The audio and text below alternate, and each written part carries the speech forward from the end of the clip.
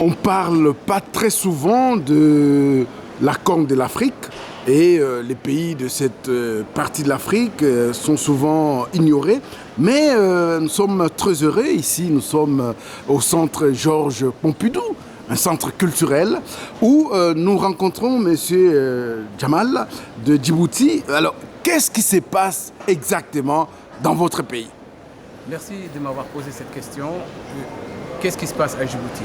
La situation à Djibouti a changé depuis quelques jours suite à un décret que le président djiboutien a passé au catimini à la suite des attentats tragiques à Paris, en Tunisie et au Mali. Sous prétexte de contrer le terrorisme à Djibouti, le régime djiboutien est en train de museler l'opposition djiboutienne. L'opposition djiboutienne qui a analysé les fameux décrets et qui a maintenu, en constatant qu'il y avait nullement, qui était mention nulle part, quoi que ce soit, une quelconque interdiction de manifester ou de se rassembler, a maintenu ses activités à l'intérieur de Djibouti et dans les districts. Ça a été, ce décret ne s'applique effectivement nullement du parti gouvernemental qui, elle, de son côté, organise et manifeste, mais du côté de l'opposition, cet article interdit tout rassemblement. Les députés de l'opposition ont été interdits de circulation, ils ont été molestés, ils ont été arrêtés et refoulés de Djibouti alors qu'ils voulaient se rendre dans les meetings à l'intérieur de Djibouti. Il y a 2 jours, l'opposition, les responsables de l'opposition djiboutienne qui voulaient se rendre au meeting d'Ali Sébié ont été tirés des balles réelles et ont été un des responsables de l'opposition djiboutienne a reçu un projectile de gaz lacrymogène sur la poitrine. Il a perdu connaissance. La ville d'Ali Sébié... Il s'appelle comment l'opposant qui a failli perdre sa vie là? C'est le vice-président par intérim du parti PMD qui est dans la coalition de l'opposition, M. Abdallah, qui a reçu et qui a perdu connaissance. Heureusement, actuellement, il est sorti d'affaire. Mais cette situation est très grave à Djibouti. L'opposition a été, le lendemain, la ville d'Ali Sébié a été totalement bouclée. Il y a eu des arrestations. Il y a eu des jeunes filles qui ont été tapassées, qui ont été mises en prison. Le nombre de personnes qui ont été arrêtées à Ali Sébié est une centaine de personnes. La ville de Hol a été également cible de la répression du gouvernement. L'opposition djiboutienne qui voulait se rendre le lendemain à la ville de Dikil a également subi les primates du régime djiboutien, qui a également arrêté énormément de gens à la ville de Dikil. Il y a eu des blessés à la ville de Dikil qui ont, dans le nombre et aux alentours de 10 personnes qui ont été blessées, des femmes, généralement des femmes, des vieilles femmes, des jeunes filles, des grands-pères, des jeunes garçons qui ont été maltraités par la police djiboutienne. La situation est très difficile à Djibouti. Le président djiboutien vient d'annoncer qu'il est candidat à son 4e mandat. Apparemment, pour répondre à l'appel du peuple djiboutien, on ne sait pas du tout quel peuple il s'adresse. Pas le peuple en tout cas qu'il néglige. Il y a une partie du peuple djiboutien qui n'a pas accès, M. Ismaël Omar Guelleh, a l'habitude de s'exprimer lorsqu'il veut cacher des choses très importantes, à s'exprimer en Somalie, alors qu'une partie de la population djiboutienne n'ont pas accès à ne parle pas à cette langue et n'ont pas accès par la barrière de la langue. M. Ismaël Omar Guelleh cache également à la communauté internationale un certain nombre de choses qu'il ne veut pas que le monde entende, mais qu'il s'adresse à d'autres peuples. Parce que lorsqu'il exclut une partie du peuple djiboutien, il exclut l'ensemble du peuple djiboutien. Donc nous considérons que ce qu'il est en train de faire M. Ismaël Omar Guelleh ne s'adresse pas au peuple djiboutien et Djibouti. Mais pourtant, votre président, le président djiboutien, est très soutenu. Ce qu'on a constaté, l'appel dont il parle, qu'il est en train de répondre, cet appel-là, le 1er novembre, ceux qui ont manifesté, c'est la police, les fonctionnaires, les réfugiés. La population djiboutienne a décidé de se débarrasser de M. Ismaël Omar Guelleh. Si M. Ismaël Omar Guelleh a les soutiens dont il prétend, pourquoi il refuse la mise en place du CENI? Pourquoi il refuse la commission nationale indépendante, la commission nationale électorale indépendante?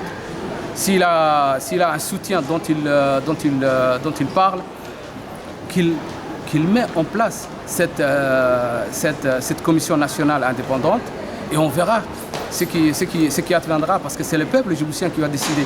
Là, le président djiboutien est en train de vouloir faire un hold-up électoral en 2016 sans que l'opposition n'ait le moyen de contrer, sans qu'elle ait le moyen d'avoir accès au fichier électoral.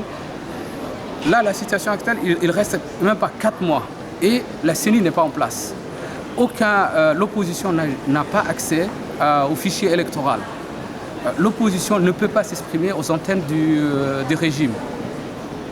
La situation en Djibouti est verrouillée totalement par M. Ismaël Omar Guelleh qui veut passer par la force en prétendant qu'il y a un peuple qui les soutient. En réalité, personne ne les soutient. Mais personne ne les soutient. On sait très bien que Djibouti est le siège de beaucoup de bases militaires, notamment américaines, chinoises et même françaises. S'il y a ces bases-là, c'est qu'il y a quand même du soutien quelque part, non? La situation, la géostratégie de Djibouti lui permet d'avoir ces bases ont d'autres intérêts que M. Ismaël Omar Guelleh. M. Ismaël Omar Guelleh est en train de déstabiliser Djibouti, ce qui pourra à terme causer le départ des militaires ou tous les bases qui viennent à Djibouti. Tous ces pays-là viennent à Djibouti parce que la situation à Djibouti est dans cet endroit troublé et un îlot de stabilité. Mais cet îlot de stabilité, M. Ismaël Omar Guelleh est en train de casser, est en train de faire disparaître. Non seulement il est un élément déstabilisateur du pays, mais aussi de la région. M. Ismaël Omar Guelleh est en train, non seulement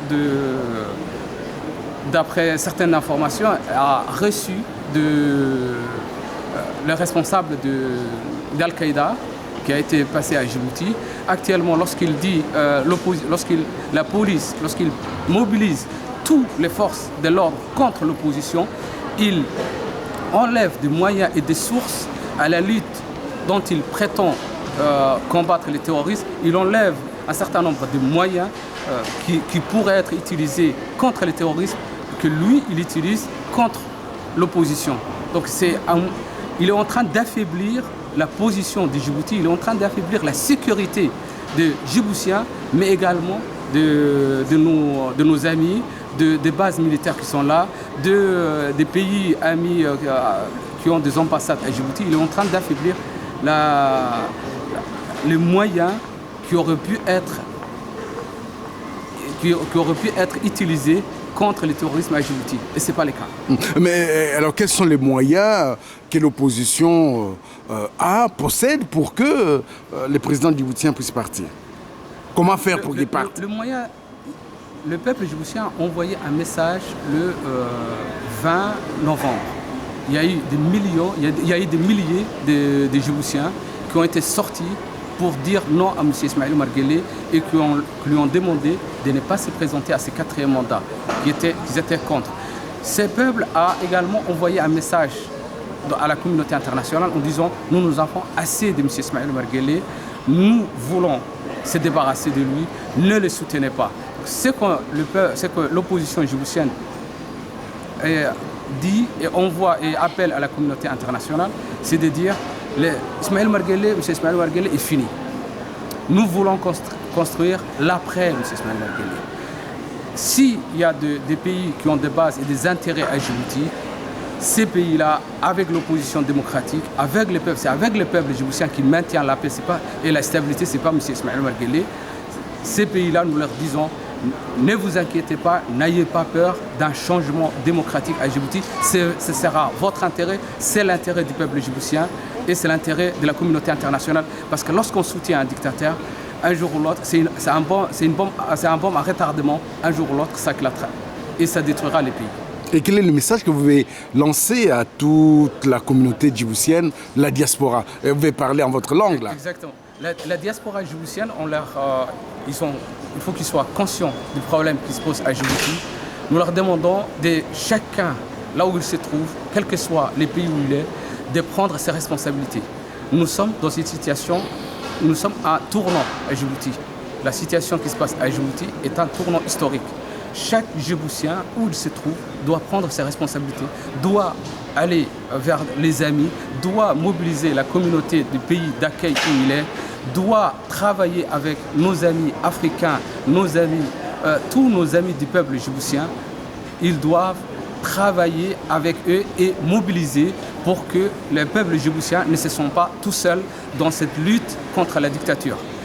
Si je m'adresse aux Djiboutiens à la langue, donc je connais les Somaliens, waxaan reer Djibouti ka leeyahay meel alle meel ka soo joogtiin waa inaad tira kacdiin waa inaad dadkiina garab joogsatiin waa inaad meel kasteeto oo wax lagu qabanayo waa inaan ka muuqanno waa inaan ahaano dadkii wax haddaad waxa la yidhi haddaad meel lagu arkayn ma jirtid bay ka dhigan tahay dadka reer Djibouti waxaan odhanayaa meel kasta oo joogtiin waa inaad jirtiin waddanka aad joogtiinna waa inaad ka muuqatiin waddankiinana waa inaad muuqatiin meel kasteete oo joogtiin waa inaad ummaddiina aad madaxa aad ku haysiin oo tidhaahdin halkaa baan ka imiday halkaas maanta dhibaatada ka jirta waa inaan wax ka qabtaa waxaan kale wato oon niigu darayaa meel kasteete ood wax ku samayn karaysiin ood ummadda wax ugu qaban karaysiin waa inaad samaysiin ha sugina inuu qof iniga yidhaahdo waxaa sameeya ha sugina inuu qof inii soo dirto dimuqraadiyaddu waxay ka dhigan tahay qof kasteetooba responsabilityga qaado ay ka dhigan tahay waad mahadsantihiin.